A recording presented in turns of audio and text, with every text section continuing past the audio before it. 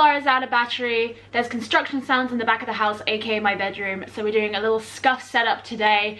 It's gonna be great. What a great way to start a new channel. Hi everybody, my name is Gio. If you don't already know me, I am a professional esports commentator working in various first-person shooter titles, and I love learning languages. In every YouTube channel I've ever had, there has always been some content about language learning, and most recently I did a video on my main channel which is about esports, about how I was going to start learning Korean, which I started to do about 2.5 months ago. Now, I consume a lot of language learning, polyglot kind of content, and I've been thinking for a little while about starting a channel for it myself to kind of keep it a bit separate from the stuff that I do for my actual job and the other content that I make. And I decided today I was going to start doing it. I couldn't get the idea out of my head, so here we are. Now, as I say, about a month ago, I made a video about how I was going to start learning Korean, the resources I started to gather.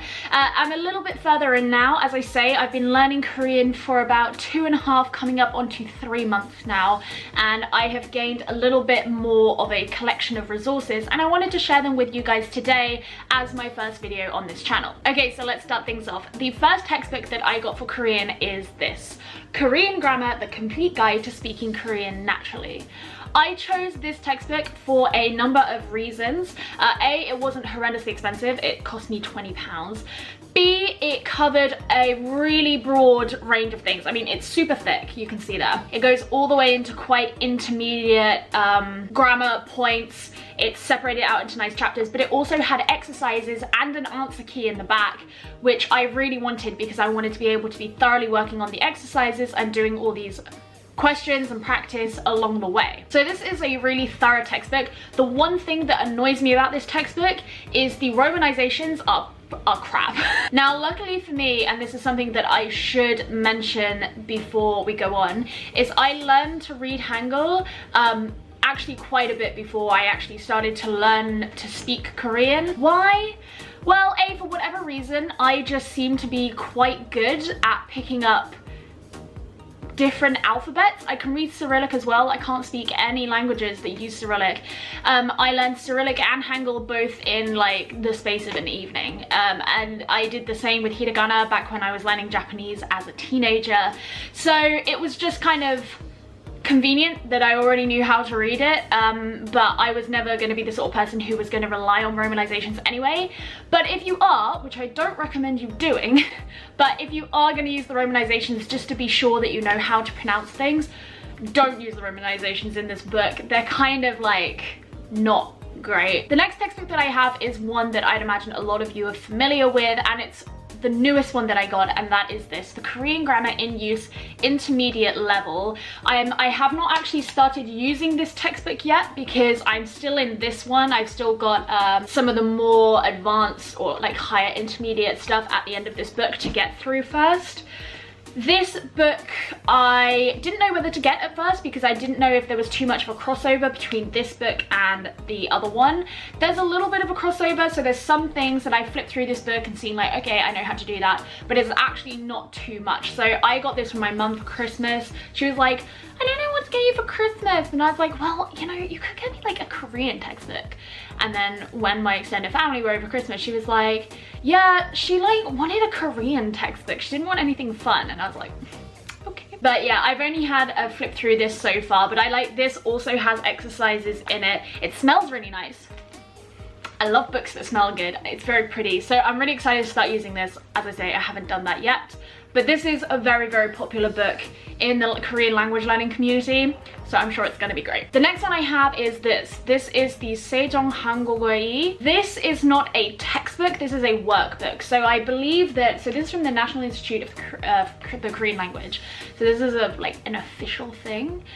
They do have textbooks, and each of the workbooks go along with the textbooks. But I just grabbed the workbook, and this was quite a while ago, so a lot of the stuff in here is below the level that I'm at, like quite a bit below the level I'm at. But the reason that I like this book is because everything is in Korean, including the instructions. So actually, while, you know, it could be like, ask your friend what they like to do for their hobbies, I find it more valuable to actually read the instructions and become used to reading instructions in Korean or things like that, or like learning how to talk about grammar and vocabulary and whatever in Korean. So like one of the pages was like, it was telling you what 그런데 means. I know what 그런데 means, but I wasn't used to reading a Korean explanation for the meaning of 그런데. That's why I like this book. Again, this is another one that smells really nice. This one also, like the Korean Grammar in Use one, comes with a CD. The annoying thing about that is I don't have any optical drives on anything. So I don't know how I'm gonna play the CD yet, but I'll figure it out. This is one that I've seen a few people own, and that is the Korean Stories for Language Learners book. I was actually gonna start this yesterday and I didn't. But this is just filled with a load of different traditional stories. They start from very, very short, small ones and go up to significantly longer stories, you can see here. Boop. It also has all of the key vocabulary in it. It has questions that you can answer. That's what I'm most looking forward to about this book, is answering the questions and doing kind of almost like a reading comprehension exam on these. So I get to write in Korean about what happened in this story in Korean. That's what I'm most looking forward to. But really, like, the first ones in here are so simple. It's like, 민수는 학생입니다. Like, Minsu's a student, but this is very common. The reason why I haven't started this yet is because I have this. This is Harry Potter and the Chamber of Secrets, but it's in Korean. So it's Harry Potter 비밀의 방, which is like secrets room. My boyfriend got this for me in Korea. One thing I've noticed in the UK, if you buy the Korean Harry Potter books, they come in volumes. So the Chamber of Secrets will be like 2 books. It costs 20,000 won. There you go. So this is what I've mostly been doing translation of. I'm still actually only on the first chapter. There we go, I'm on page 17. So that's what a lot of my translation work has been based on, which is why I haven't started the Korean Stories one yet. The last Korean book that I have is The Little Prince, or 우린 왕자. And this is interesting actually, because this is a bilingual copy. So it has Korean on one side and then the English on the other, and it's actually got vocabulary at the bottom, so you don't have to waste a load of your time looking up dictionary definitions. And I like it because, like in the original Little Prince, the pages are kind of glossy and you have the really pretty color illustrations. If you've never read The Little Prince, obviously you should, it's a classic, but I think a lot of language learners like to get copies of The Little Prince in the languages that they are learning. I should really get a copy in German as well. Again, this is not one that I have actually started yet. This also has a CD in the back. So you could listen to it as an audiobook, I suppose. Now, on top of those, I also have a couple of other reading resources that came from Korea. Again, my boyfriend brought them from Korea. So we have this. This is a Korean magazine. It's called Suhak Donga. My boyfriend bought this for me because he saw League of Legends on the front. He was like, oh, it's a magazine about esports. That's great, she'll love it. And it was all packaged up. My boyfriend can't read or speak any Korean, and he was like, cool. And I had to flip through. I was like, this is not about esports. This is like about science and stuff. So it's aimed at kind of kids, I think. And it came with this. This has the prettiest artwork on it ever. It came with this little thing called Polymeth. And this has a load of little like science quizzes and interviews and stuff in it. It's kind of cute, but I just really like the art. And then I also have a copy of Iteri, which is a broadsheet newspaper. That's not... There we go. It's a broadsheet newspaper from Korea. I have tried so hard to find Korean newspapers here in London. They probably sell them in Little Korea, but that's quite far out of the center of London, so I haven't gone there.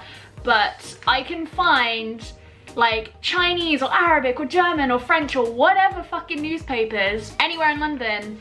But you try and look for a Korean one, you can't get it. So for now, this is the only one I have. A friend of mine did just go to Korea and grab me a newspaper there, so I need to meet up with her and get that off of her. So yeah, newspapers, great reading material. I use them a lot when I'm practicing German as well. And lastly, I have Korean dictionary, of course. It doesn't really need much saying, other than that it smells so freaking good.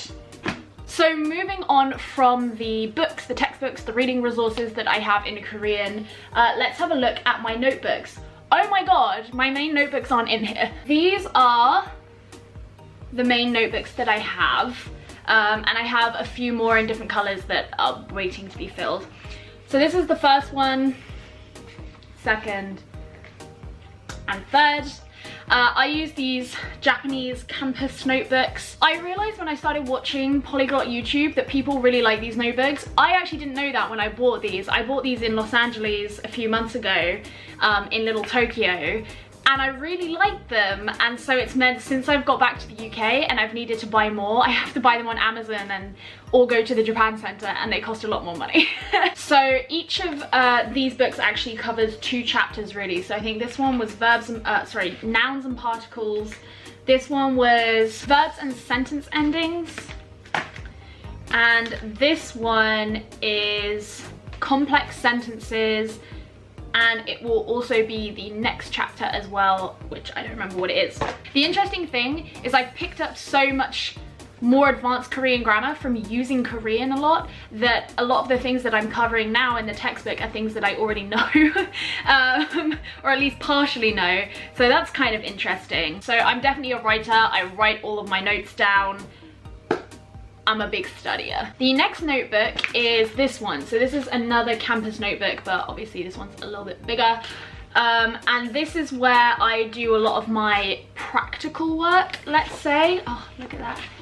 This is where I do translations or exercises or whatever, you know. This is like an actual exercise book.